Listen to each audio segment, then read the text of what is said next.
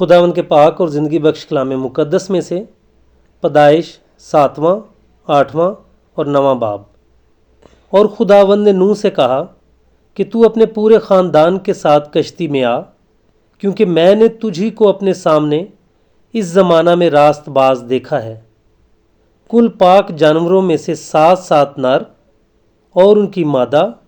اور ان میں سے جو پاک نہیں ہیں 2 نر اور ان کی مادہ اپنے ساتھ لے لینا، اور ہوا کے پرندوں میں سے بھی 7 نر اور مادہ لینا، تاکہ زمین پر ان کی نسل باقی رہے، کیونکہ 7 دن کے بعد میں زمین پر 40 دن اور 40 رات پانی برساؤں گا، اور ہر جاندار شے کو جسے میں نے بنایا زمین پر سے مٹا ڈالوں گا۔ اور نوح نے وہ سب جیسا خداوند نے اسے حکم دیا تھا کیا۔ اور نوح 600 برس کا تھا جب پانی کا طوفان زمین پر آیا۔ تب نوح اور اس کے بیٹے اور اس کی بیوی اور اس کے بیٹوں کی بیویاں اس کے ساتھ طوفان کے پانی سے بچنے کے لیے کشتی میں گئے، اور پاک جانوروں میں سے اور ان جانوروں میں سے جو پاک نہیں، اور پرندوں میں سے اور زمین پر کے ہر رینگنے والے جاندار میں سے 2 نر اور مادہ کشتی میں نوح کے پاس گئے، جیسا خدا نے نوح کو حکم دیا تھا۔ اور 7 دن کے بعد ایسا ہوا کہ طوفان کا پانی زمین پر آ گیا۔ نوح کی عمر کا 600واں سال تھا کہ اس کے دوسرے مہینے کی ٹھیک 17ویں تاریخ کو بڑے سمندر کے سب سوتے پھوٹ نکلے، اور آسمان کی کھڑکیاں کھل گئیں، اور 40 دن اور 40 رات زمین پر بارش ہوتی رہی۔ اسی روز نوح اور نوح کے بیٹے سم اور حام اور یافت اور نوح کی بیوی اور اس کے بیٹوں کی 3 بیویاں اور ہر قسم کا جانور اور ہر قسم کا چوپایا اور ہر قسم کا زمین پر کا رینگنے والا جاندار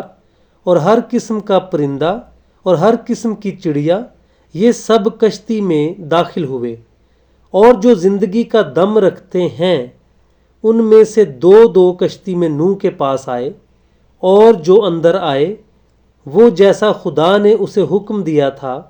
سب جانوروں کے نر و مادہ تھے۔ تب خداوند نے اس کو باہر سے بند کر دیا، اور 40 دن تک زمین پر طوفان رہا، اور پانی بڑھا،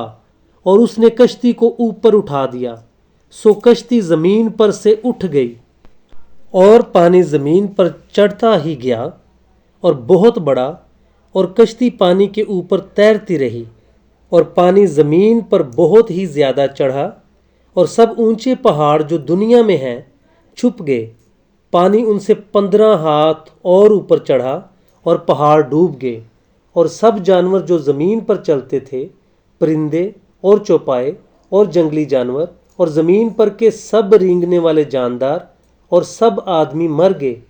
اور خشکی کے سب جاندار جن کے نتنوں میں زندگی کا دم تھا مر گئے،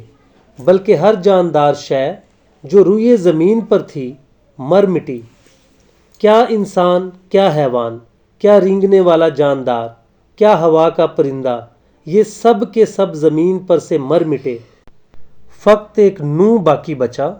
یا وہ جو اس کے ساتھ کشتی میں تھے،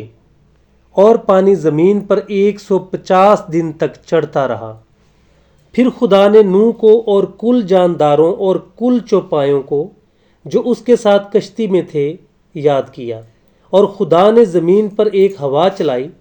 اور پانی رک گیا،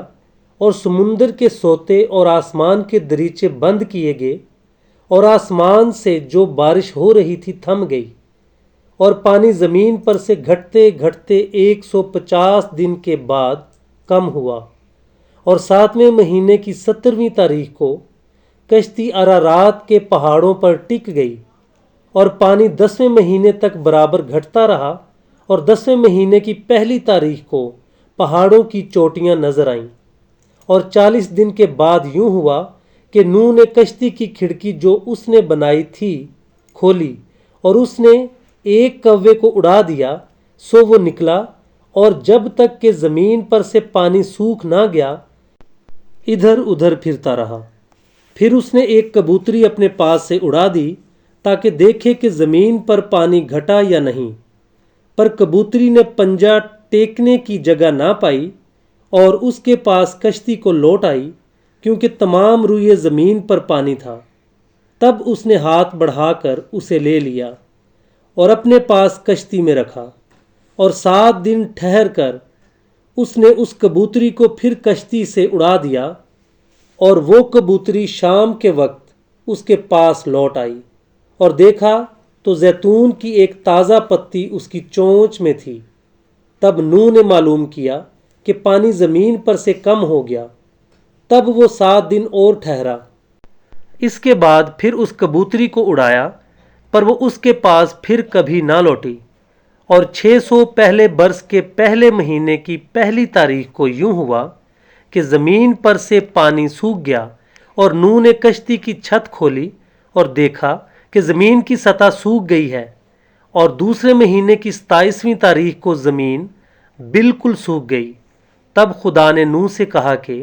کشتی سے باہر نکل آ، تو اور تیرے ساتھ تیری بیوی اور تیرے بیٹے اور تیرے بیٹوں کی بیویاں، اور ان جانداروں کو بھی باہر نکال لا جو تیرے ساتھ ہیں، کیا پرندے، کیا چوپائے، کیا زمین کے رینگنے والے جاندار، تاکہ وہ زمین پر کثرت سے بچے دیں اور بارور ہوں اور زمین پر بڑھ جائیں۔ تب نوح اپنی بیوی اور اپنے بیٹوں اور اپنے بیٹوں کی بیویوں کے ساتھ باہر نکلا، اور سب جانور، سب رینگنے والے جاندار، سب پرندے اور سب جو زمین پر چلتے ہیں اپنی اپنی جنس کے ساتھ کشتی سے نکل گئے۔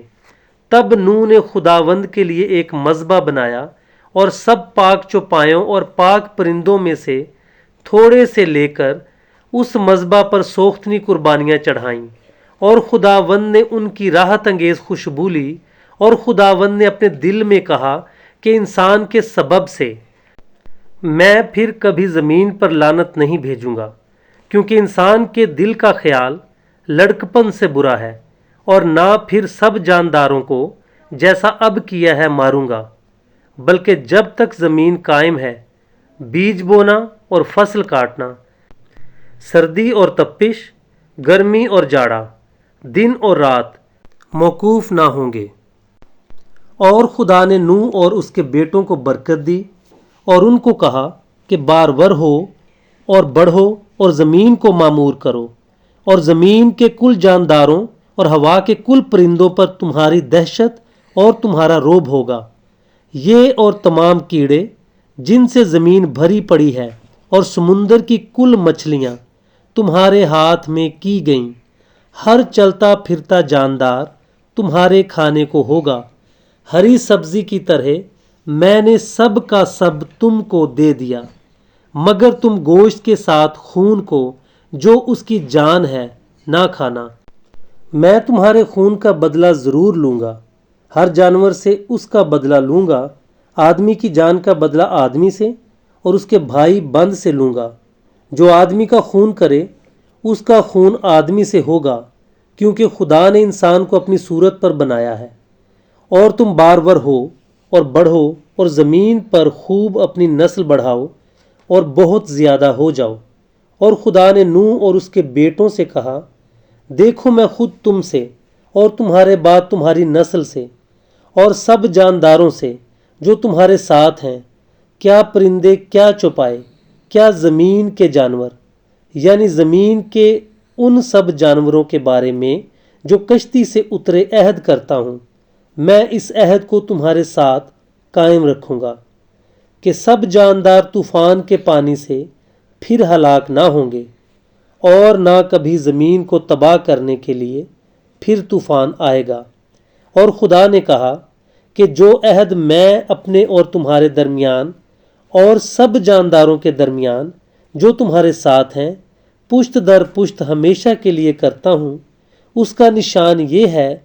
کہ میں اپنی کمان کو بادل میں رکھتا ہوں۔ وہ میرے اور زمین کے درمیان عہد کا نشان ہوگی، اور ایسا ہوگا کہ جب میں زمین پر بادل لاؤں گا تو میری کمان بادل میں دکھائی دے گی، اور میں اپنے عہد کو جو میرے اور تمہارے اور ہر طرح کے جاندار کے درمیان ہے یاد کروں گا، اور تمام جانداروں کی ہلاکت کے لیے پانی کا طوفان پھر نہ ہوگا،